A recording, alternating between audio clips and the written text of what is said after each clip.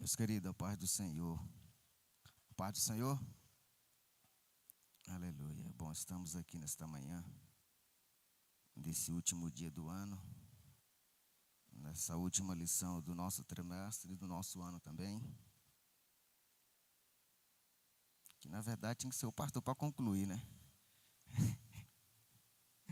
Tinha que ser a palavra do nosso pastor para concluir o ano, né?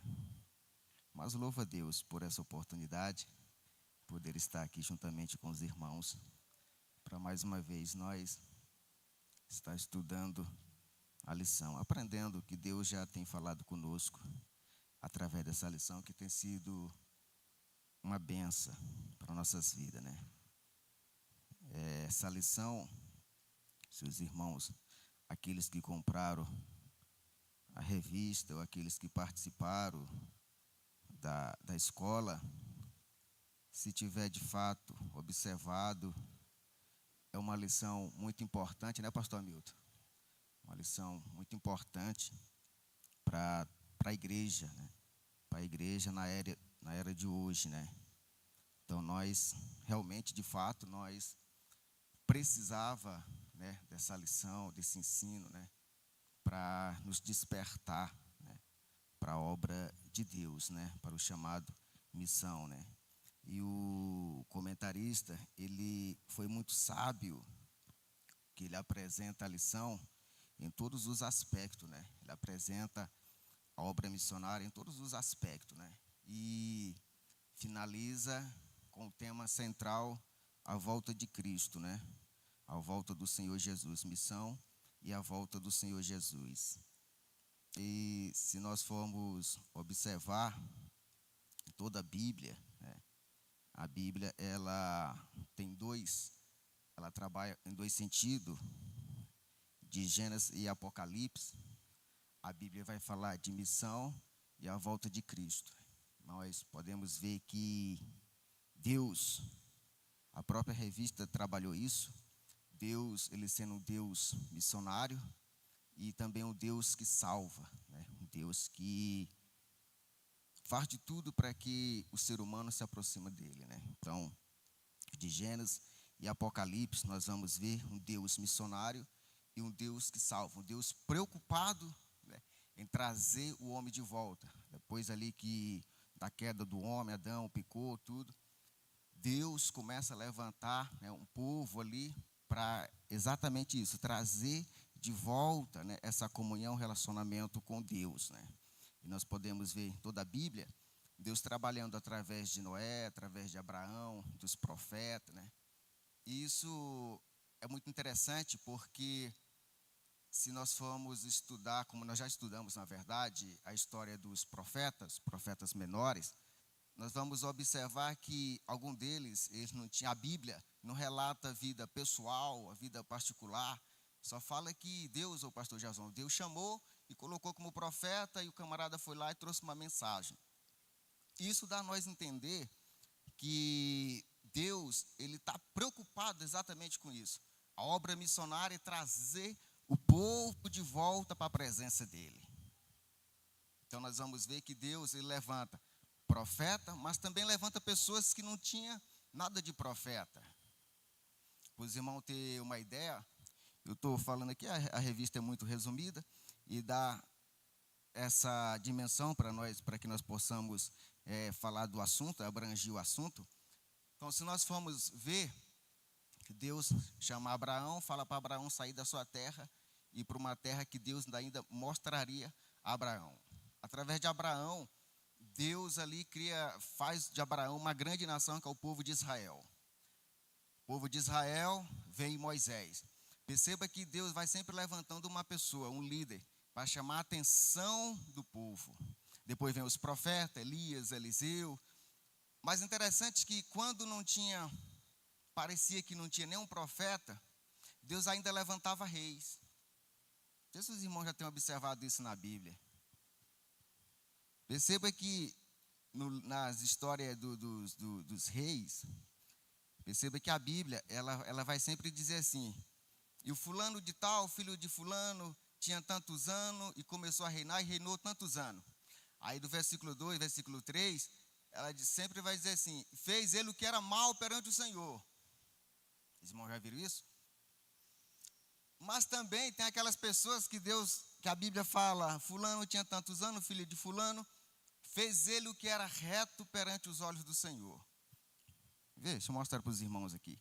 Para os irmãos entenderem o tanto que Deus trabalha, o tanto que Deus é um Deus missionário. Que às vezes nós pensamos que Deus só levanta pessoas que sabem falar, pessoas, né, de uma posição alta, tal. Não, Deus levanta qualquer pessoa, não importa a posição da pessoa.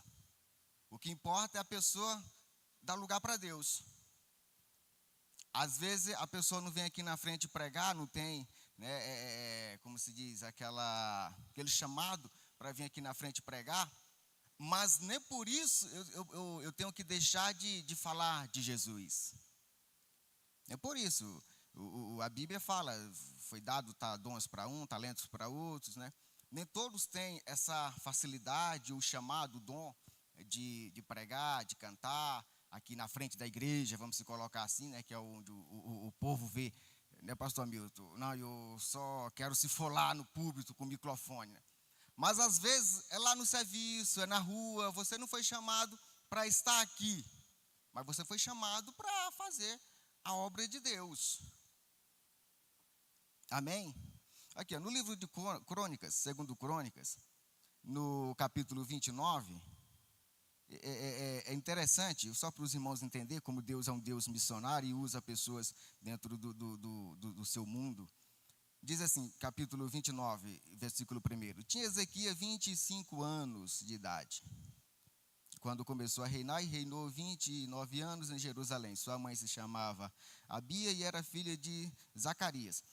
Fez ele o que era reto perante o Senhor, segundo tudo quanto fizeram seu pai Davi. No ano primeiro do seu reinado, no primeiro mês, abriu as portas da casa do Senhor e as reparou. Ou seja, Ezequias, ele pega um reinado ali, destruído pelos outros reis, que era pagão, que não servia a Deus.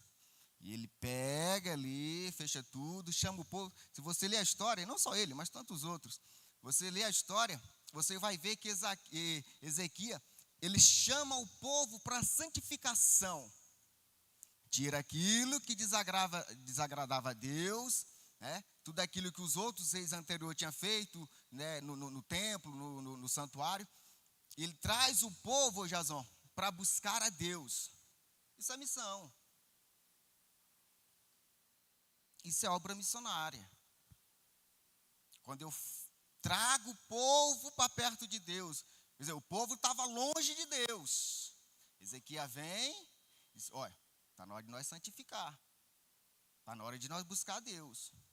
Quer ver outros reis interessantes? Eu peguei alguns aqui, só para os irmãos terem uma ideia.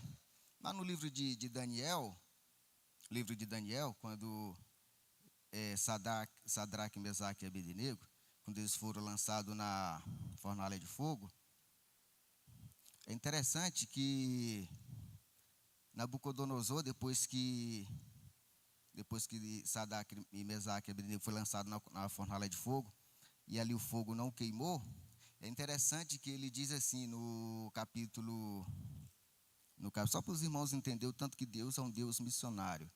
No capítulo 3 de Daniel, no versículo 29, o rei vai dizer: portanto, faça um decreto perante o qual todo povo, nação, línguas, que disser blasfema contra o Deus de Sadraque, Mesaque e Abednego, seja despedaçado e as suas famílias sejam feitas em monturo.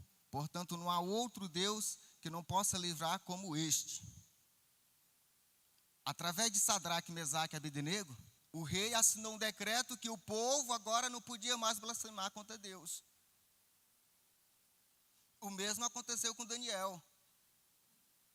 Quando Daniel é lançado na cova, ali na cova dos leões, quando o rei Dário tira Daniel também, o rei também faz isso também. Assina um decreto aqui que ninguém pode adorar outro Deus senão o Deus de Daniel. Ou seja, através de Daniel, da obra missionária de Daniel, Sadraque, Mesaque, Abednego, O rei foi evangelizado e através do rei Deus evangeliza a nação. Isso é obra missionária no coração de Deus. Então, independente da posição, eu não falo de Jesus porque eu não sou obreiro, independente disso, o crente, ele só é crente para duas coisas. Só existe duas. Primeiro, salvação. Segundo, evangelismo. Só para isso. Quando nós vamos ver no Novo Testamento, quando Jesus chama os discípulos, Jesus disse: vinde a mim e vos fareis pescadores de homens.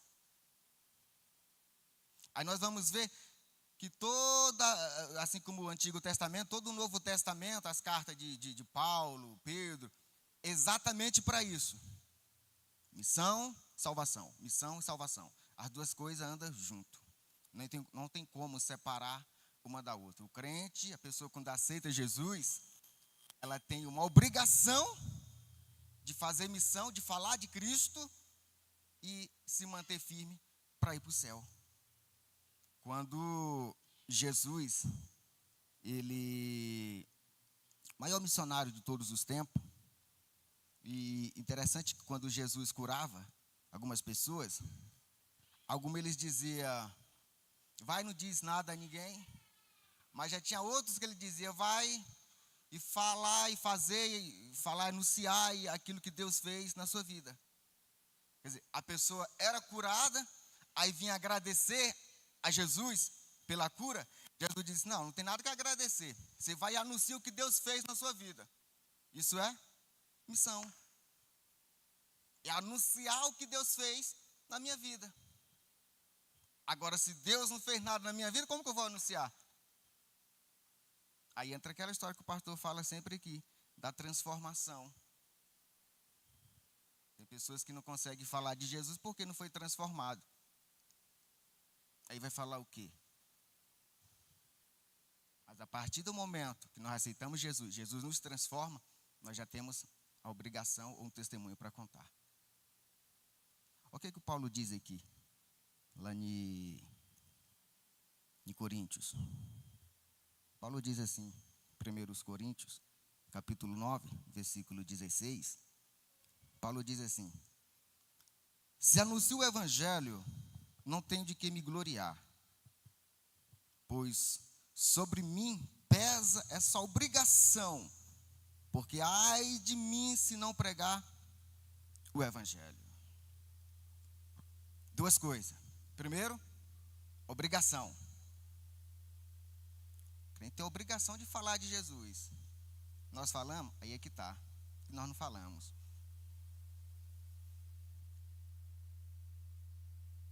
Aí é que entra o problema, porque nós não falamos de Jesus. E nós fomos chamados com essa obrigação de falar de Jesus, testificar Jesus.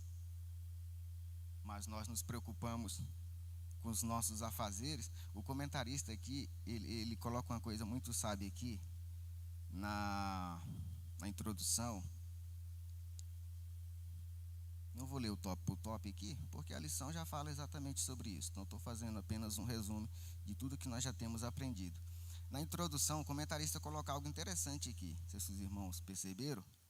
Ele diz assim, lá no meio da introdução, a compreensão a respeito da iminência da vinda de Jesus sempre trouxe um senso de urgência para a igreja do Novo Testamento e, consequentemente, para as igrejas de tradição pentecostal. Não sei se o irmão observou sobre isso.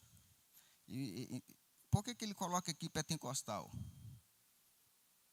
Porque essas igrejas neopentecostal, não sei se os irmãos já parou para ver essa diferença, elas não pregam Jesus como salvação. A igreja pentecostal, ela prega que a única forma do homem chegar perto de Jesus é através do seu relacionamento, uma vida íntima com Deus. A igreja neopentecostal, ela já prega o sucesso financeiro e o sucesso pessoal. Então ela diz o seguinte, enquanto a pentecostal diz que o homem tem que seguir a Deus conforme a Bíblia, a neopentecostal ela diz que o homem pode seguir a Deus, mas não deixar de realizar suas realizações. Quer dizer, Deus, o plano de Deus entra no segundo plano. Eu posso fazer o que eu quiser, mas eu posso ir na igreja. Mas eu posso fazer o que quiser.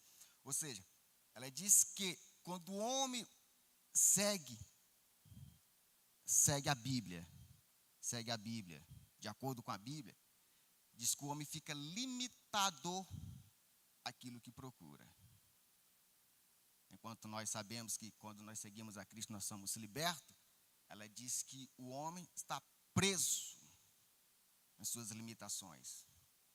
É por isso que surge hoje essa pregação, esse movimento de cura. Ah, não, porque ali cura.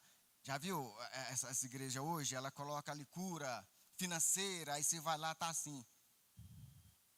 Mas você entra lá, não tem nenhum compromisso com santificação e salvação. Então, é importante nós observar sempre isso. Eu estava na sexta-feira, um colega meu falou assim, rapaz, doido para esse povo liberar nós para ir embora, para tomar uma cerveja. Aí eu falei assim para ele, rapaz, vai para a igreja. Um jovem. Aí ele falou, eu falei assim, na verdade, eu falei assim para ele, tomar cerveja? Aí ele, é a última sexta-feira do ano, tomar uma cerveja, a última do ano. Eu falei, rapaz, vai para a igreja. Aí ele parou, falou assim, já passei muitas viradas na igreja. Eu falei, não, mas não estou falando para você passar a virada na igreja. Estou falando para você ir para a igreja. Aí ele ficou assim e falou, já servi a Deus 7 anos. Numa igreja que eu não vou falar o nome, mas faz parte dessas igrejas neopentecostal. E ele disse, as igrejas hoje são comércio. Eu, como assim comércio? Os irmãos entender tanto que isso afasta a pessoa da igreja. Eu tomava de conta de uma célula, esses irmãos têm conhecimento de célula.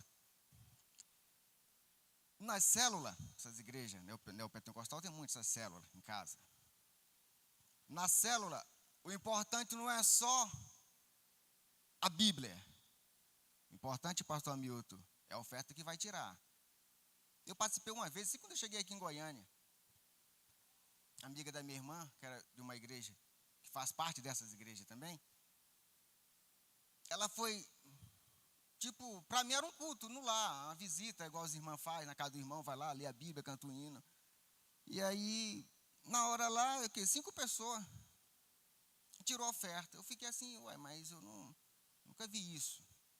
Ele faz uma visita, o pastor, vocês vão fazer uma visita na casa do fulano, chega lá, lê a Bíblia, depois você pede a oferta.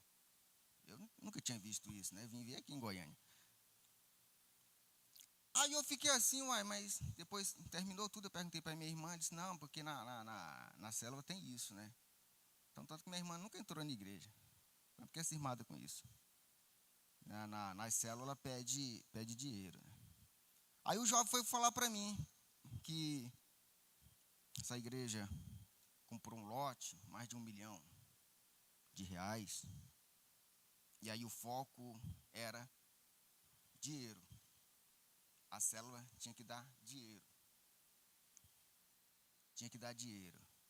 Quando ele ia fazer o reajuste, né, dos líderes de célula, e perguntava para ele, cadê? O que você tinha uma quantidade que era para arrecadar durante o mês. Ele dizia, não tem. Sua oração está pouca. Sua oração, você não tem fé. Isso deixou o camarada, eu fiquei sem palavras. Porque a gente fica. Como se você consegue trazer agora uma mentalidade dessa, mudar a mentalidade dessa, pastor Hamilton, dizer que, não, rapaz, mas ainda tem igreja genuína, que prega a salvação. A gente diz, a gente fala, como eu falei para ele. Mas para você tirar da cabeça dele que a igreja não é comércio, é muito difícil, porque são mais de 7 anos. Isso não é só uma, muitas pessoas têm isso. Porque as igrejas deixou de fazer missão e de falar da volta de Cristo, e o sucesso é só aqui. O sucesso é só aqui. Nós temos que lutar para conseguir tudo aqui. Enquanto Jesus disse que não é nada aqui. Quem ajunta tesouro aqui está perdido. É melhor juntar tesouro lá no céu. Mas é o que se prega hoje. Aí as pessoas estava até lendo um livro, falando, os antigos falando que a geração de hoje seria essa geração de que tudo se quer, ali, coisa fácil, e ninguém está preocupado mais com a volta de Cristo, e tudo é o sucesso, é dinheiro, é casa boa, é carro bom, e isso parte dos próprios líderes. Aí está aí. Aí quando vai falar de Jesus, as pessoas que muitas delas já vêm decepcionadas de outras igrejas, para você colocar na cabeça uma pessoa dessa aqui, para você tirar, para colocar na cabeça dela aqui, aquilo lá é porque era daquele jeito, mas aqui é diferente, é muito difícil. A pessoa já vem oprimida com aquilo na cabeça. Então as igrejas deixou, é por isso que o comentarista coloca aqui, a igreja pentecostal, muitas hoje deixou de falar da santificação, da volta de Cristo. E por que não fala? Porque se falar o povo não quer. O povo não quer mudar de vida. Colega minha no serviço perguntou se hoje ia ter ceia. Estou procurando uma igreja para ir. Lá vai ter ceia? E eu, esperto, eu sei que virada do ano, o povo gosta de comer. Falei, não vai ter ceia. Já fez aquela cara assim, não dá para mim, Jazão. Aí, conversa vai, conversa vem. Eu perguntei para ela, você é crente? Ela disse, não, eu já fui, mas estou afastado, sou católico. Aí eu falei, tá, e por que você não vai para lá? Ah, não, porque lá não tem, né? Lá acaba cedo, não tem a janta. Falei, mas tá certo. Acaba cedo, é para dar tempo vocês ir para a festa. E nós crentes somos diferentes, nós não faz isso, nós já faz tudo junto ali, é comunhão ali. Aí um dia, 2 dias depois, aí eu falei para ela, não ia ter. Mas eu falei ceia, porque o pastor disse que não ia ter ceia, né? Eu não menti, falei da ceia, né? Não ia ter ceia, né? Mas eu entendi o que ela quis dizer. Passou um dia depois, eu estava entrando, acho que era no sábado, tem a mania de colocar música lá, que é só Jesus para ter misericórdia. Na hora que eu estava entrando, eu falei, já tem essas músicas de novo? Isso aí é bom. Só faltou uma cervejinha. Eu virei para ela e falei, mas você estava procurando igreja para ir? Mas é só uma. Está vendo aí? O que as pessoas querem? É por isso que vai em qualquer igreja, em busca do sucesso. Salvação, santificação, mudança de vida, transformação de vida. Nada disso. Aí a lição vem exatamente para nos despertar que missão e a volta de Cristo anda junto. Anda junto. Nós fomos chamados apenas com esses 2 propósitos. De falar de Cristo, testemunhar de Cristo, estar firme para aquele dia. No livro de Daniel, o último versículo de Daniel, a Bíblia diz assim, e tu, porém, segue firme até o fim, que no fim dos dias tu descansará. Depois de tudo que Daniel passou, Deus chega para ele e fala, permanece até o fim. Lá em Mateus, Jesus disse, aquele que perseverar até o fim, será salvo. O único propósito, objetivo nosso, da igreja, é esse. Não tem outro. Agora nós nos negligenciamos e não falamos de Jesus. E cabe a nós. E muitas vezes nós recusamos e não queremos falar de Jesus, aquilo que ele fez. Como eu falei aqui, Deus usa pessoas no seu mundo. No seu mundo. Deus não vai usar, não, porque eu estou esperando Deus me levantar com uma explosão. Talvez Deus não vai te levantar assim. Mas Deus vai te levantar, te usar de forma diferente. Talvez Deus não vai te usar como usa o pastor Edilson, o pastor Jocelino. Deus vai te usar de forma diferente. Não, mas é porque não é lá, é aqui. A revista é magnífica, essa revista, porque ela tampa todas as brechas. Porque eu não tenho como eu ir lá para a África. Não tem como eu ir lá para o fulano. A revista, ela tampa todas as desculpas que você pode falar de Jesus aonde você estiver. Você pode testemunhar de Cristo aonde você estiver, com quem está do seu lado. Às vezes uma simples palavra pode mudar uma pessoa. Às vezes a pessoa ganha outra até pelo testemunho. Pelo testemunho, pessoas conseguem ganhar pessoas. Amém? A missão da igreja. O único propósito de Deus, desde Gênesis e Apocalipse, é esse: missão e salvação. Trazer de volta o homem lá para o jardim, da onde o homem saiu. Aí hoje, já estou encerrando, vou passar para o pastor concluir. Aí hoje nós negligenciamos o chamado de Deus. Aí o Paulo vem e diz: ai de mim, se eu não cumprir com essa obrigação, porque serei cobrado. Serei cobrado. Então, que nós possamos colocar isso, tudo que nós aprendemos aqui com a Bíblia. Eu tenho certeza que ninguém veio aqui para perder tempo. Ainda mais com essa chuvinha de hoje, muitos queriam estar dormindo. Olha, apareceu nem um jovem aqui hoje, dormindo. O jovem dorme mais do que tudo. É o menos trabalho que mais dorme. Ninguém veio por um acaso.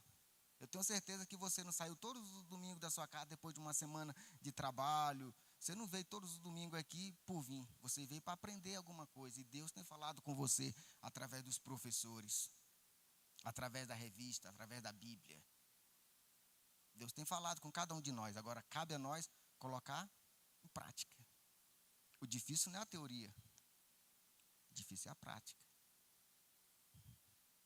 Nós possamos sair daqui e dizer: poxa, que ano abençoado, que revista abençoada. O que Deus fez na minha vida durante o ano. Mas será que eu tenho transmitido isso? Como Jesus disse: olha, vai e anuncia o que Deus fez na sua vida. Isso começa do menor ao maior. E nós vemos na Bíblia, não é só pessoas chamadas. Vemos reis, profetas, pessoas que não tinha nem, como se diz, uma história pessoal, mas que colocaram à disposição, à dispensação do Espírito Santo, e foram pessoas usadas por Deus, e fizeram assim a obra missionária. Então, que hoje nós possamos, meu pastor, pode vir, meu pastor, deixa para o senhor concluir, nós possamos ter essa convicção de que nós fomos chamados para a salvação, mas também para a missão. Deus abençoe os irmãos. Deus abençoe meu pastor. Obrigado. Amém, irmãos. Paz do Senhor.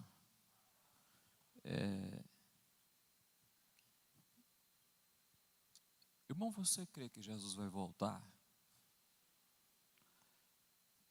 Deixa eu te explicar. Você crê que Jesus vai voltar? Ou você ouviu falar sobre isso e aceitou isso dentro de você? Falou: não, ouvi falar que Jesus vai voltar e eu aceitei isso dentro de mim. Ou você crê realmente que Jesus voltará? Como é a sua crença? É a partir dessa crença da volta de Jesus que a gente começa a pensar na questão evangelismo, igual o pastor Raí estava falando aqui. Porque aí você começa a ver a questão da urgência, da necessidade de acelerar o processo. Quando a Bíblia diz, no que vocês leram aí o texto áureo aí, este evangelho do reino será pregado em todo o mundo, em testemunhas agentes, então virá o fim. Quando você começa a pensar, não, eu preciso anunciar a volta de Jesus, porque é urgente, porque está perto do arrebatamento da igreja, do retorno do Mestre. Eu preciso começar a falar de Jesus. E isso implica em duas questões, irmão. Falar de Jesus porque Jesus está voltando e eu tenho que acelerar o processo do evangelismo. E preparar-me para ir, né? Igual o Raí falou aqui, eu tenho que pensar que eu sou salvo. Eu sou salvo. Que é a primeira questão. A primeira questão é, eu sou salvo. E aí a gente tem que analisar a vida particular, a vida da gente, porque não adianta, irmão.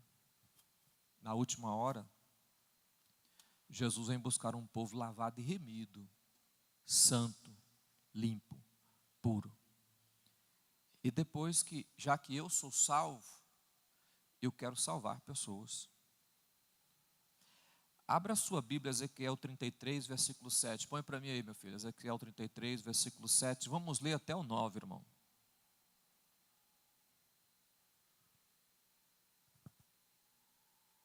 Só concluindo aqui. O que foi? Estava fechado? Ezequiel 33, vocês ficam ligados no céu, aí desliga da terra. Ezequiel 33, versículo 7. Irmão, presta atenção aqui, ó. Vamos lá. Isso aí.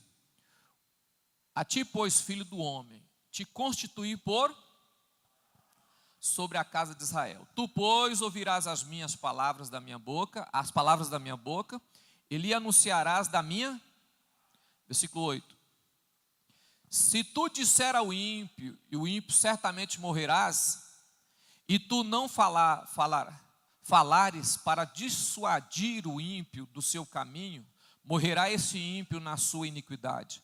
Porém o seu sangue eu requererei da tua. Presta bem atenção, irmão. Se você falar e ele morrer no pecado, problema dele. Mas se você falar e ele converter, ele é salvo. Mas se você não falar e ele morrer no pecado, o problema é seu. Quando Deus nos chamou, Ele nos chamou como arauto. Querendo ou não, existem pessoas que passam perto de nós ou que vivem conosco que não é cristão. O Raí falou aqui, ele não fez essa junção aqui, mas ele falou aqui sobre a questão a pessoa trabalha do meu lado, faz errado, e você não tem coragem de falar para ele que ele está em pecado e que ele não vai para o céu dessa forma. Implica em duas coisas também, né? Talvez eu não tenha moral para falar porque não convivo com o evangelho.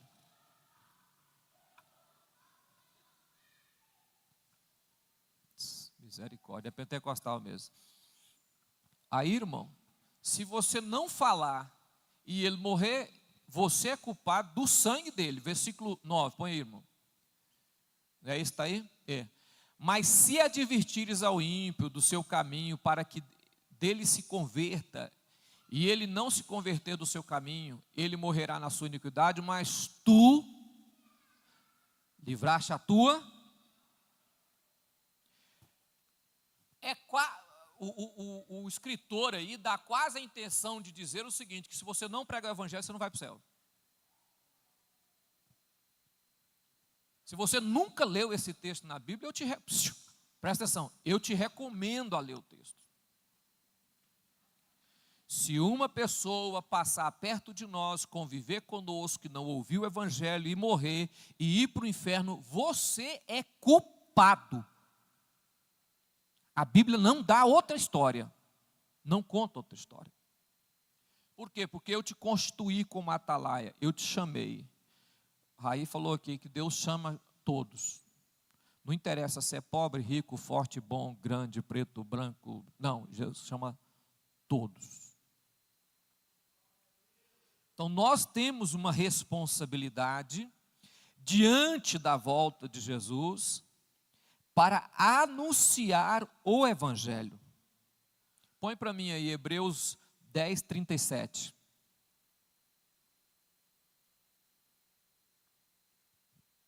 Lê comigo, irmão.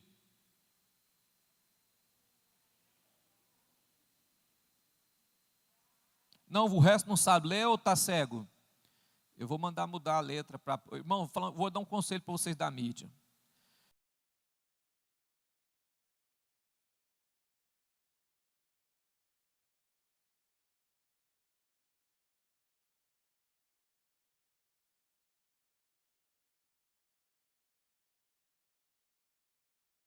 Um pouquinho de tempo, o que há de vir, e não, a palavra não tardará, quer dizer, não demora.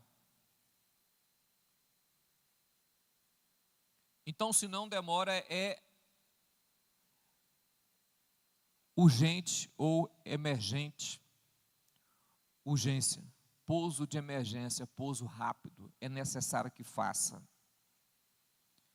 Então, se você é crente, você tem duas responsabilidades. A primeira é com você, ser salvo. Que tem muita gente que brinca. Tem gente que brinca com o Evangelho. Eu não sou muito de falar com ninguém, irmão. Eu prego a palavra. Se a pessoa quer brincar, tem pessoas que acham que, não, o pastor não, eu não importo, não. Você pode entrar no seu pecado, fazer o que você quiser. Não tem problema não. A minha obrigação é te avisar que se continuar assim, vai para o inferno. Vai para o inferno. E a outra questão é o seguinte: se eu não anunciar a Cristo e o ímpio morrer no pecado dele, eu sou culpado da alma dele. Amém, irmão? Você já imaginou se isso, você já pôde conter se no arrebatamento da igreja você não for, e no trono branco você chega lá, mas eu era crente. Jesus fala, não, mas tem muitas almas que morreu por sua causa. Então, já que muitos foram para o inferno, você também foi. Isso é chamado de maldade, irmão. No céu não entra maldade. Eu sei que a pessoa vai para o inferno e eu não aviso ele por vergonha. Eu estou mais salvando a minha imagem. Eu estou salvando a minha imagem, tentando manter o meu padrão de vida. Não, se falar, a pessoa não quer ser meu amigo, ou vai me ter como ruim. Amém, irmão? Amém? Então nós estamos chegando no final de uma lição sobre missões e vamos começar uma sobre família. Olhe para mim, irmão. Muita gente na igreja não estuda a revista.